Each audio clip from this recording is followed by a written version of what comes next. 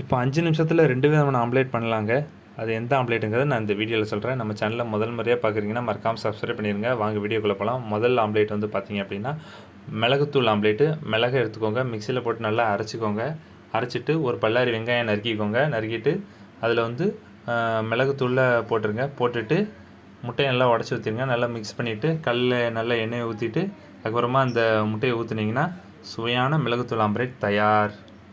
இப்போது அடுத்ததாக நம்ம ரெண்டாவது என்ன ஆம்லேட்னு பார்க்க போகிறோம். பச்சை மிளகாய் ஆம்லேட்டு. ஒரு பல்லாரி வெங்காயம், பச்சை மிளகாயை கட் பண்ணி போட்டுக்கோங்க. அது கூட கொஞ்சம் உப்பையும் சேர்த்துக்கோங்க.